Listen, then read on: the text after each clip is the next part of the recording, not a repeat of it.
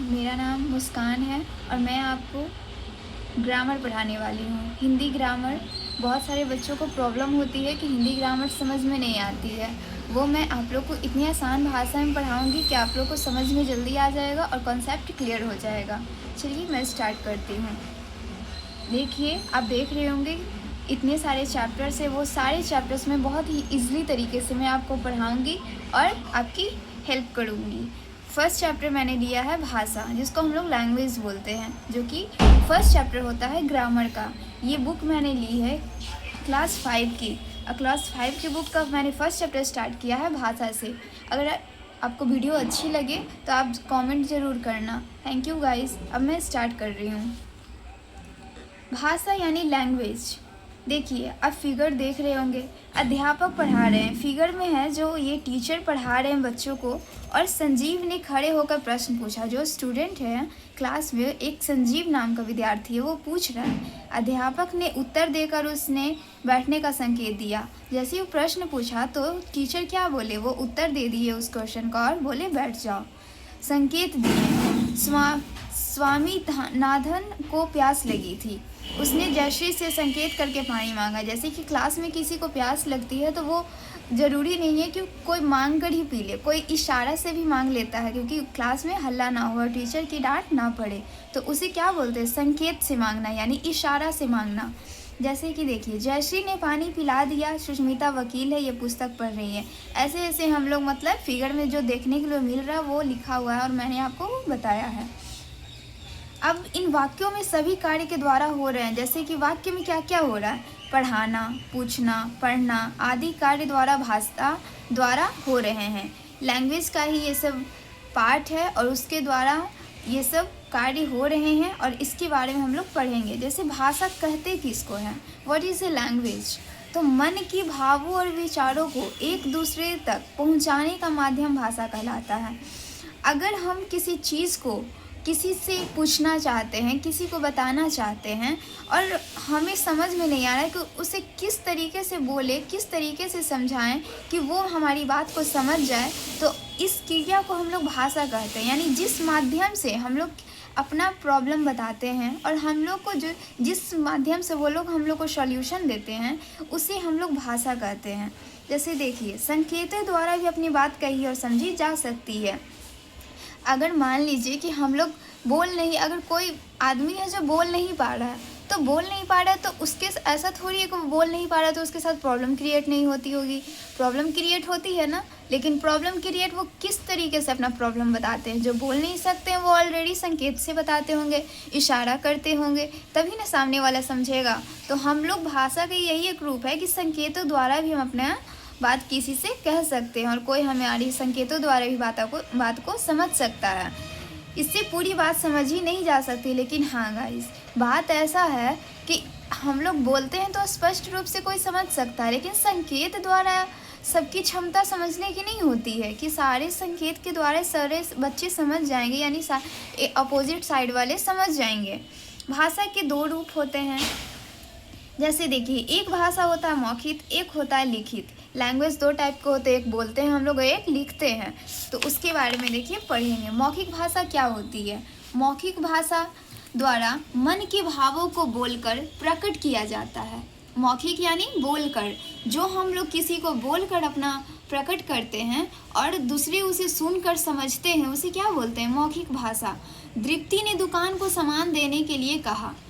दुकानदार को सामान देने के लिए कहा। जैसे हम लोग शॉप पे जाते हैं तो हम लोग दुकानदार से अगर कोई सामान मांगते हैं तो हम लोग किस भाषा का उपयोग कर रहे हैं, मौखिक भाषा का उपयोग कर रहे हैं। वहाँ पे कॉपी और कलम लेके नहीं ना जा रहे हैं कि हम लोग लिख कर बताएंगे कि हम लोग को ये सामान दे दीजिए। हम लोग बोल नहीं रहे हैं, लेकिन हम लोग क्या करते हैं, बोलते हैं यानी हम लोग किस भाषा का यूज़ कर रहे हैं, मौखिक भाषा का यूज़ कर रहे हैं। दीप्ति ने बोलकर अपनी बात कही। दीप्ति ने कैसे अपना बात बताई, बोलकर। दुकानदार ने सुनकर दीप्ति की बात को समझा। ये बोली और दुकानदार ने समझा, यानी कैसे समझा, सुनकर समझा। कोई बोलकर बता रहा है और कोई सुनकर समझ रहा है। तो बोलना और सुनना दोनों मौखिक भाषा का ही रूप होता है। अब आ जाते हैं हम लोग लिखित भाषा में। मन के भावों और विचारों को प्रकट करना, दूसरे के भावों और विचारों को पढ़कर जानना लिखित का रूप कहलाता है। जैसे हम लोग किसी को, अगर मान लो हम लोग एप्लीकेशन लिखते हैं स्कूल में, तो एप्लीकेशन बोलते नहीं है, हम लोग लिखते हैं, अपने मन के विचारों को लिख कर देते हैं और कोई उन्हें पढ़ कर समझते हैं और हमारे भावों को जानते हैं कि हम कहना क्या चाहते हैं। उसे बोलते हैं लिखित रूप यानी लिखित भाषा। जैसे डॉक्टर ने दवाइयाँ लिखी, डॉक्टर हमें जब भी दवाइयाँ देते हैं तो कैसे देते हैं, हम लोग को लिख कर देते हैं, क्योंकि बोल कर देंगे तो हम लोग शायद भूल सकते हैं, लेकिन लिख कर देंगे तो वो हमारे पास हमेशा अवेलेबल रहेगा और हम लोग को याद रहेगा कि हाँ, याद नहीं भी है तो चलो लिखा हुआ है तो हम लोग दवाई ले आते हैं। केमिस्ट ने पढ़कर दवाई दी, और जब हम लोग शॉप पे जाते हैं, मेडिकल शॉप पे, तो वहाँ पे जो दुकानदार होता है वो दवाई को पढ़ता है और फिर हम लोग को देता है। डॉक्टर ने दवाइयाँ लिखी, लिखना क्या हुआ, और लिखित भाषा का ही रूप हुआ, और केमिस्ट ने पढ़कर दवाइयाँ दी, तो लिखित भाषा के लिखित रूप है। लिखना और पढ़ना लिखित भाषा में आते हैं और बोलना और सुनना मौखिक भाषा में आते हैं। जैसे लिपि क्या होता है, देखिए यहाँ तो हिंदी, गुरुमुखी और रोमन लिपियों का उदाहरण दिए गए हैं। जैसे पंजाबी और हिंदी, पंजाबी और इंग्लिश भाषाओं में एक ही बात लिखी गई है। मैं कोलकाता जाऊँगा, इसको किस लैंग्वेज में लिखा हुआ है, ये कौन सा लैंग्वेज है, आप लोग को पता है तो कमेंट में ज़रूर बताना। इंग्लिश में देखिए लिखा हुआ है I will go to Kolkata, I will go to Kolkata. तो लिखने का भी बहुत सारा रूप होता है, उसको हम लोग क्या बोलते हैं, लिपि, यानी लैंग्वेज को हम लोग किसी भी लैंग्वेज में लिख सकते हैं, और भाषा के लिखने के ढंग को ही लिपि कहते हैं। यानी हम लोग किसी भी चीज़ को किसी भी लैंग्वेज में लिख सकते हैं, जिसको जो लैंग्वेज समझ में आता है वो उस कंट्री में वो लैंग्वेज को यूज़ करता है। विश्व में हज़ारों भाषाएं हैं, अलग अलग स्टेट में जाइएगा अलग अलग लैंग्वेज सुनने को मिलेगा, अलग अलग लैंग्वेज मतलब बोलते हुए देखिएगा तो विश्व में क्या एक भाषा थोड़ी है, बहुत सारी भाषाएं हैं, उन्हें भिन्न भिन्न रूपों में लिखा जाता है। इस प्रकार लिपियों में भी अनेक रूप होते हैं। जैसे देखिए लिपि, एक देवनागरी, एक गुरुमुखी, ये दो लिपि होती है। उसका देवनागरी लिपि में कौन कौन से भाषा आते हैं, हिंदी, संस्कृत, नेपाली, मराठी, गुजराती इत्यादि। ये सब कौन से भाषा आते हैं, ये सब भाषा कौन से लिपि में आते हैं, देवनागरी लिपि में आते हैं। हिंदी, संस्कृत, नेपाली, मराठी, गुजराती कौन से लिपि में आते हैं, देवनागरी लिपि में आते हैं। गुरुमुखी कौन सा भाषा आता है, गुरुमुखी में पंजाबी भाषा आता है।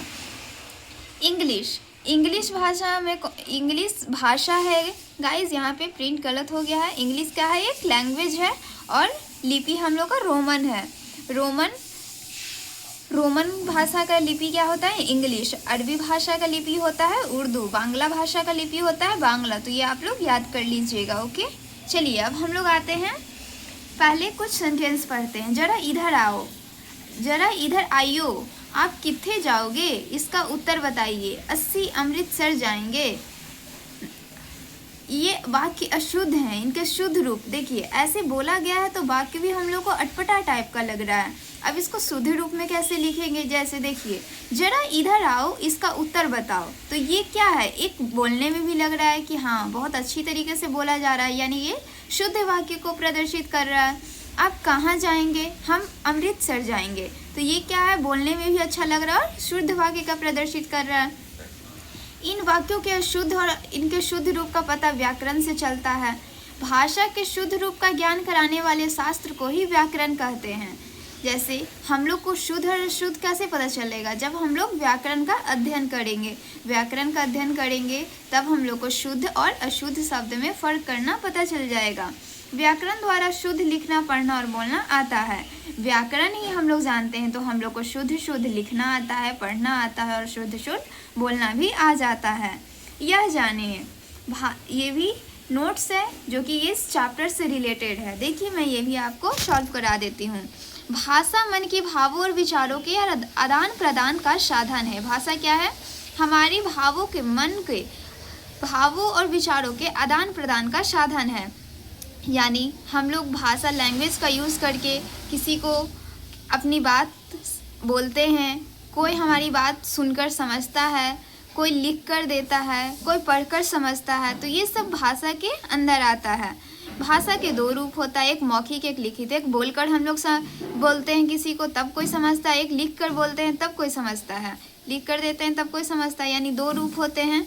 मौखिक के अंदर क्या क्या आता है गाइस? बोलना और सुनना। लिखित के अंदर लिखना और पढ़ना। भाषा के लिखने के ढंग को लिपि कहते हैं और व्याकरण द्वारा भाषा के शुद्ध रूप का ज्ञान होता है। ये हम लोग का चैप्टर आज क्लियर हो गया और मैं अभ्यास एक्सरसाइज भी आपको नेक्स्ट वीडियो पार्ट में करा दूंगी। ओके, अभी आप लोग को होमवर्क है कि आप ये इस एक्सरसाइज को आप कर लीजिए, आप स्क्रीनशॉट ले लीजिए गाइस और इसे प्रैक्टिस कीजिए।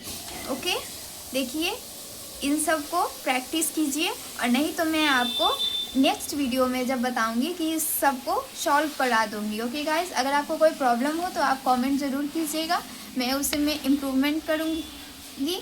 और आप लोग को अगर वीडियो अच्छी लगी हो तो लाइक सब्सक्राइब कर दीजिए और हमें सपोर्ट कीजिए guys. Thank you all of you, love you.